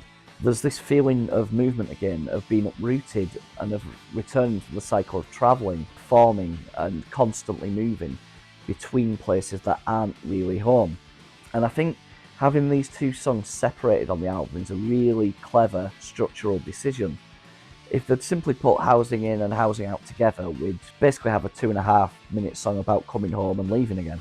Instead, Frightened Rabbit actually makes us experience the gap. Scott comes home, life happens, and eventually somebody comes to collect him. So those few songs in between almost become the brief period that he was allowed to spend at home, and then suddenly back out again. And there's something particularly appropriate about doing that on Pedestrian Verse, because we've already established just how obsessed this album is with places where people live. Houses, backyards, living rooms, patios, concrete, bricks, wood. And then right in the middle of it all, Scott gives us these two tiny pieces actually called housing. But rather than describing a permanent home, they're about somebody who increasingly seems unable to remain in one. Home becomes something temporary, something glimpsed between journeys, something that you arrive at knowing that you're eventually going to have to leave again. And there's another little contrast that I like between the two. Housing in feels like an exhale. Finally, I'm home. Housing out feels like somebody tapping you on the shoulder and saying, right, get your coat. And that's pretty much all it needs to do. There's no point trying to turn housing out into some enormous philosophical statement when its purpose is beautifully simple. It completes the little story that housing in began. And just like all those incidents and miniature songs that we've encountered on earlier albums, it demonstrates that Scott didn't need 4 minutes to establish an atmosphere or an idea. Sometimes a minute was enough. Although once again, I bloody wish he'd given us another 2. And with Scott now dragged away from the comforts of home again, we're heading into the final stretch of Pedestrian Verse. And the next song brings together several things that we've already encountered throughout this album: religion, guilt, death, relationships, and the rather difficult business of trying to rid yourself of something that simply refuses to leave.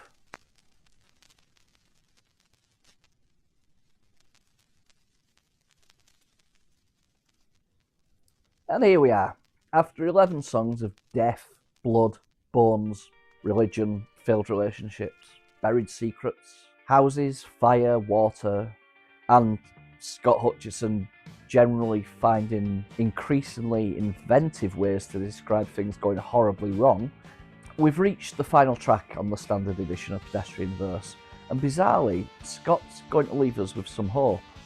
This is the oil slick. And even Scott seems slightly surprised by what Frightened Rabbit had created here.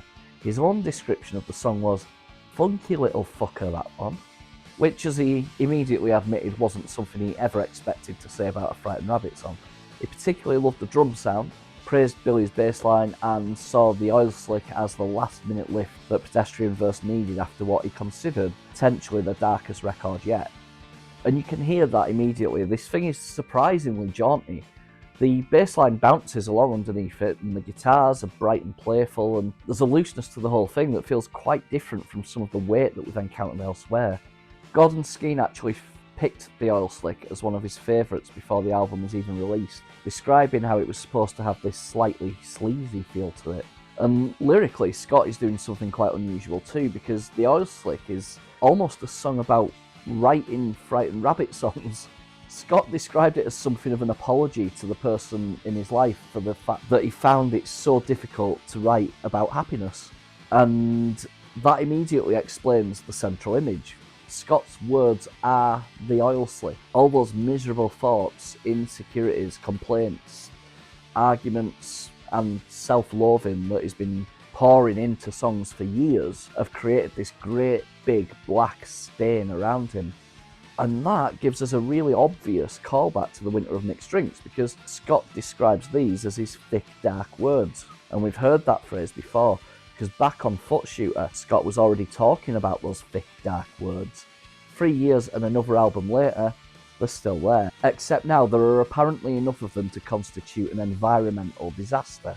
And I love that callback, because Scott isn't simply reusing a favourite word like blood, bones or water. It's an unusually specific phrase. Those thick, dark words have effectively become part of the way he understands his own writing.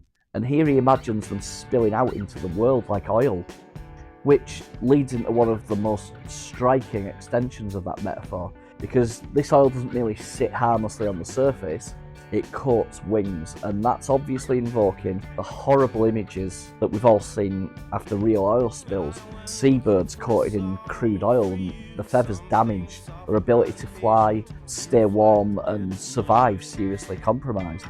So suddenly Scott's metaphorical pollution isn't only affecting him, he's affecting the person alongside him, and his darkness spills outwards. His words coat somebody else's wings. And wings should represent freedom and escape, the ability to get away. Except once they're covered in Scott's oil slick, they can't necessarily do that anymore. And that's an incredibly bleak image for what Scott had described as essentially an apology to somebody close to him. I'm sorry that my darkness gets all over you too.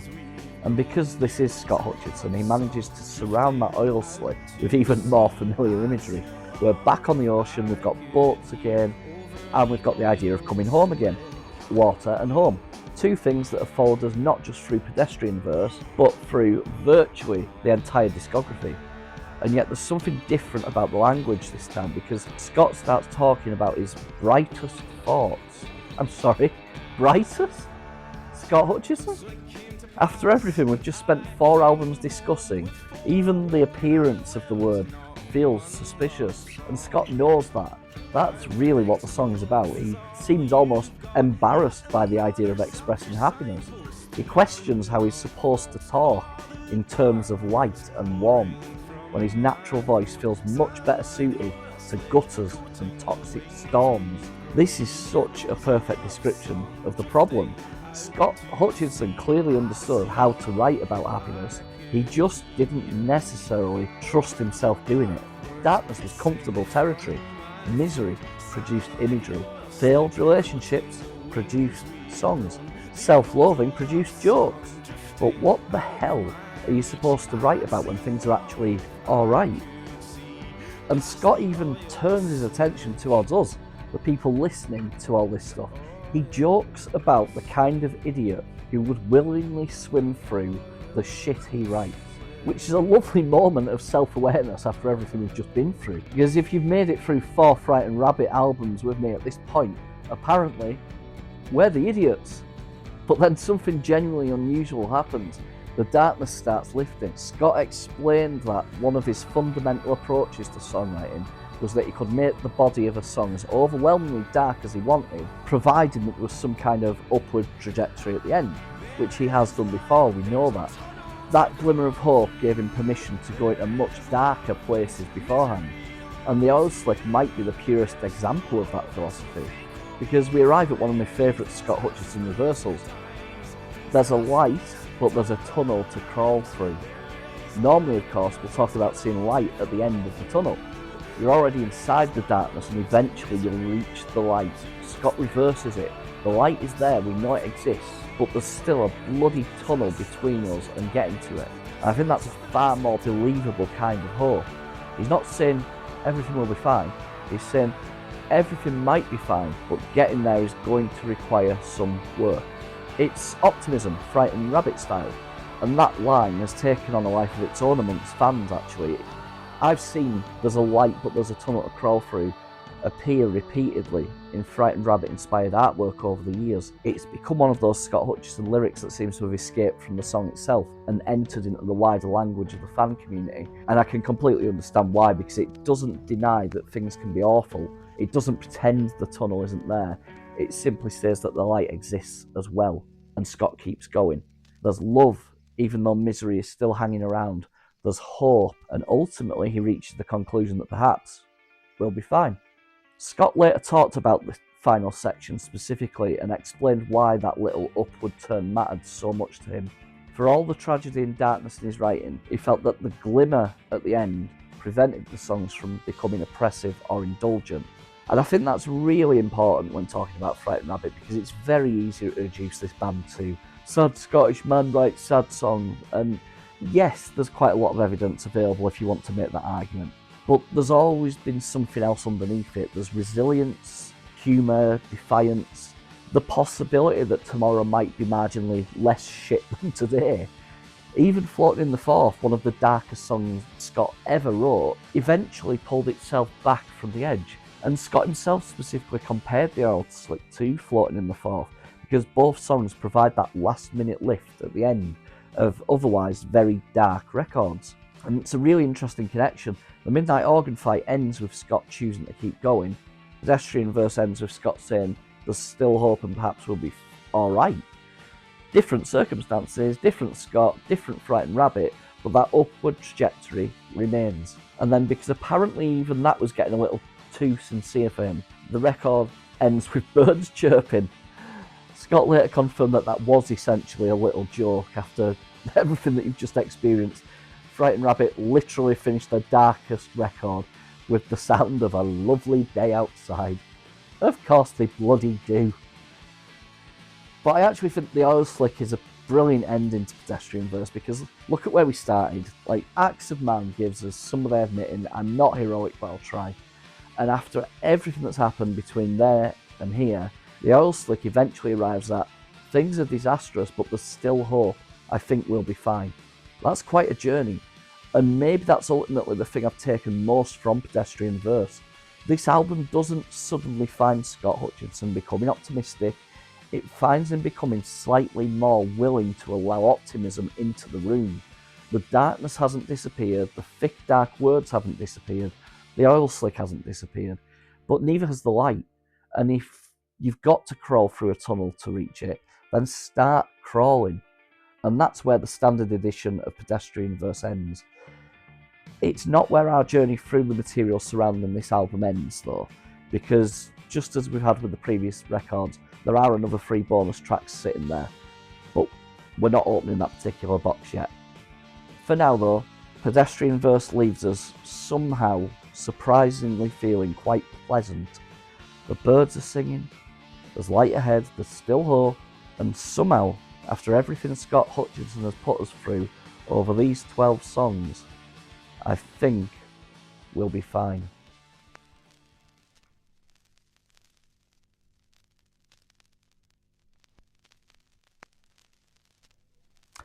So, we've completed Pedestrian Verse. And it's quite strange doing these deep dives chronologically, because we've essentially spent all this time working towards an album that for me came first. And I think going back through the first 3 records in this much ridiculous detail has actually changed the way that I hear Pedestrian Verse, because now all these little connections are screaming out at me. We've got, the blood, bones, bodies, water, rivers, bridges, alcohol, religion, colours, sand, wood, and even those greys and blues that take us right back to the very beginning. Scott hasn't abandoned the language of those earlier records, he's expanded it. Being able to listen to them all consecutively, you hear the connections from one album to another. And then Pedestrian Verse introduces this whole new vocabulary into it as well on top of those. We've got the houses, homes, backyards, living rooms, bricks, concrete, paving stones, construction, digging, fire, smoke, breathing. And then there's this absolutely ridiculous, enormous amount of religious imagery running through the whole thing as well. We've got saints and sinners, churches, priests, sermons, God, heaven and hell, prayer, exorcists, ghosts, gospel singers. So by the time we got halfway through this album, I felt like I needed to start keeping a bloody spreadsheet. But that's one of the things that I've enjoyed most about really pulling Pedestrian Verse apart. It feels incredibly designed, like not simply written and recorded, but designed. The words connect to each other. Songs connect backwards to earlier songs and earlier albums. Images from the lyrics seem to wander out into the artwork. Wood becomes part of the physical presentation of the record. Objects like the metronome, that crosses between the worlds. Even the dark wooden tones surrounding the artwork give the whole thing this strange religious quality. Almost like church furniture, with that book on the cover sitting there like some mysterious religious text. And I'm not suggesting Scott sat down with a gigantic chart and deliberately connected every single one of those things. Some of them might have been completely subconscious, but that's how creativity works. Ideas get inside your head and come back out later without you necessarily knowing where they came from. But whether every connection was intentional or not almost doesn't matter, because the end result feels like another chapter in the same larger work. And that's something that I increasingly admire about Scott Hutchison. These albums have individual identities. Sing the Greys doesn't feel like the Midnight Organ Fight, which doesn't feel like the Winter of Mixed Drinks, which doesn't feel like Pedestrian Verse. None of them feels disconnected from what came before though. There's always some little thread leading backwards, and on Pedestrian Verse there are also some very obvious threads leading forwards, but we'll get to those, because Perhaps the biggest development here isn't Scott's choice of words at all. It's the fact that Frightened Rabbit finally feels completely like a band. We talked at the beginning about Scott describing the move from essentially one head of ideas to 5, and you can hear it. The songs feel tighter, more concise, more deliberately arranged. There are parts that don't necessarily feel like something Scott would have arrived at alone with an acoustic guitar. And that's not diminishing Scott's contribution, it's the opposite. He was confident enough in what Frightened Rabbit had become to let other people properly inside it. And lyrically he was doing something similar. He was finally looking further outside himself. State Hospital is probably the clearest example. Here was Scott consciously trying to write somebody else's life rather than simply disguising another chapter of his own. And that song ultimately gave the entire album its name. That feels significant. The moment Scott began seriously widening the perspective of his writing is the moment he finds the phrase that defines this record. And I don't think Pedestrian Verse loses the old Scott in the process. He's still here, drinking too much, having arguments, talking about sex, picking apart his own body, questioning religion, being incredibly funny about absolutely horrific things, using less than morally nice words, and occasionally deciding he's dead. He's just no longer the only person in the room, and musically the same thing has happened. Scott is still unmistakably at the centre of Frightened Rabbit, but Frightened Rabbit has become bigger than Scott. Now, as for my favourite songs on the album, I'm not going to rank the album again, which I haven't done with any of them yet, because that'll come much later once we've finished the entire catalogue. And I can do the same thing that I've done with the other bands that I've done in my deep dives. But I can certainly tell you which songs that I connect with the most, and obviously Backyard Skulls has to be up there. There's no separating that song from what it means to me personally. Without Backyard Skulls, there's a very good chance none of this happens. Maybe I discovered Frightened Rabbit somewhere else, maybe I don't. But that's the song that actually did it, and 13 years later I'm sitting here making an absurdly detailed video about why somebody wrote EXES instead of X''S. So thanks for that, Scott. Now, I also absolutely adore Holy. The wood pile is magnificent. I've got a ridiculous amount of affection for the minute and a half that is housing in, and will forever remain annoyed that somebody didn't tell him to keep playing that for another 3 minutes. State Hospital is extraordinary, and then there's Nitrous Gas, and I can't completely explain why that one is up there for me, but there's just something about it. I find it absolutely heartbreaking. I find it so difficult to listen to just because of how broken he sounds, and apparently my response to that is yes, more of that please. But sometimes your favourite songs aren't the ones that you can explain, they just connect. And at the other end, there's a few songs that I've never connected with quite as strongly. I'd say Late March, Death March, December's Traditions and Dead Now, and maybe Housing Out. But I want to make the distinction very, very clear. I'm not saying that I dislike any of those, I don't. There's very few Frightened Rabbit songs that I would genuinely describe as rubbish or ones that I don't like. Absolutely nothing on Pedestrian Verse comes anywhere near to falling into that category. We've just spent ages discovering how ridiculously clever Late March, Death March is, and I can appreciate the writing, the Bulver reference, the imagery, the arrangement, everything happening inside it, and still acknowledge that there are 8 other songs on this album I'd maybe reached for first, but that's just how music works. Not everything connects with everybody in exactly the same way, and Acts of Man deserves a special mention too, because I think it's one of the best opening tracks Frightened Rabbit ever recorded. I'd actually put it surprisingly close to The Modern Leper. Anyone who has watched the previous deep dives will know that that's extremely high praise coming from me. It announces immediately that something has changed, the writing is widening, the band is evolving, and we're about to hear Frightened Rabbit operating on a completely different scale. And then 12 songs later we arrive at the Oil Slick, and after everything else on this record, Scott leaves us with light, not uncomplicated happiness, obviously.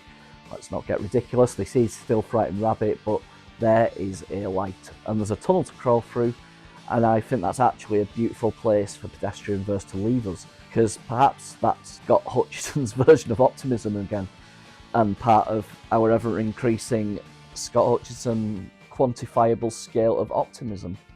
The darkness is real, the difficulty is real, He's not pretending otherwise. But the light is real too, and you just have to keep crawling towards it. And that lyric becoming something that I've repeatedly seen used in Frightened Rabbit artwork, or fan artwork, since then doesn't surprise me at all. Some of Scott's words have escaped the record. They've become things people carry around with them. And that brings me back to why making this particular deep dive has felt different. In 2013 I heard Backyard Skulls without knowing any of this. I didn't know about Sing the Greys. I hadn't experienced the Midnight Organ Fight. I hadn't gone swimming through the Winter of Mixed Drinks. I didn't recognise the returning words and images. I didn't know Scott's lyrical habits. I didn't know where Frightened Rabbit had come from. I just heard a bloody brilliant song on the radio, and I wanted more of that. So I went backwards. 13 years later, I've now spent this series travelling forwards. Started with Sing the Greys, watched Scott's writing develop, watched the band grow around him, followed all those strange little recurring words, ideas and images, and eventually I've arrived back exactly where I started at Pedestrian Verse. Except this time I'm hearing it with the hindsight of everything that came before it sitting behind me. And I think I appreciate it even more because of that. This was the album that introduced me to Frightened Rabbit. Scott Hutchison, the wonderful, heartfelt music, the brilliant artwork, the double cross. And actually, while we're talking about the cross, Pedestrian Verse also saw that particular bit of Frabbit mythology becoming completely ridiculous, because we've already seen the original double-pronged cross on the Midnight Organ Fight and then extended to the anchor on the Winter of Mixed Drinks. So then by the artwork for Pedestrian Verse, the artwork had expanded it into 3 prongs. But apparently that wasn't enough, because during the live shows around this album, they went one further and created an absolutely enormous 4-pronged version for the stage. And brilliantly, they actually called it the Mega Cross. There was these huge illuminated versions of the 3-pronged ones to the sides, and then this horrible, ugly, huge 4-pronged one dominating the backdrop in the middle. And if you're thinking that all sounds like Frightened Rabbit disappearing slightly up their own arses, well, apparently Scott agreed with you, because that's exactly how he described it himself, which I love, because there's no grand explanation for why the cross needed another bloody prong. They've gone from 2 to 3, and apparently someone just thought, fuck it, let's make it even bigger. So there you go, the evolution of the Frightened Rabbit cross. Double cross, triple cross, mega cross. Completely unnecessary, slightly ridiculous, but absolutely brilliant. And the last album that we see it on, because it doesn't turn up on the next one. But now I understand much better how Frightened Rabbit arrived here, and the story is very definitely not finished, because next time things are changing again. We've got new surroundings, we've got a different producer, a different atmosphere, a different member of the band, and an album that feels darker, more spacious, and sometimes considerably more difficult than anything we've encountered so far. Next time, we're heading into Painting of a Panic Attack.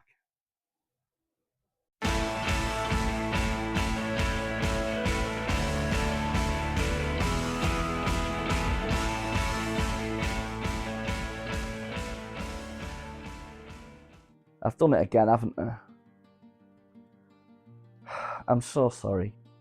I wanted this to at least get in at under 90 minutes. I promise the next one will be shorter. I'm so sorry about this. Oh, there's just so much to go through. It's ridiculous. I mean, I did say I wanted these to be absolutely filled with information and literally wanted them to be the last word on the subject of the albums, but I didn't expect these to be this long. I'm so sorry. But I'll just quickly say thank you very much for watching again. Thank you for following. Thank you for subscribing. Apologies again, I'm so sorry. But yeah, thank you very much for joining me on this deep dive. I've enjoyed this one very much. I'm really looking forward to next week to get into the last of the Frightened Rabbit albums, but I promise that won't be the last of the Frightened Rabbit universe that I'll be exploring. So until next week, I hope you all have a fantastic time. Love to you all, and I shall see you in 7 days. Goodbye.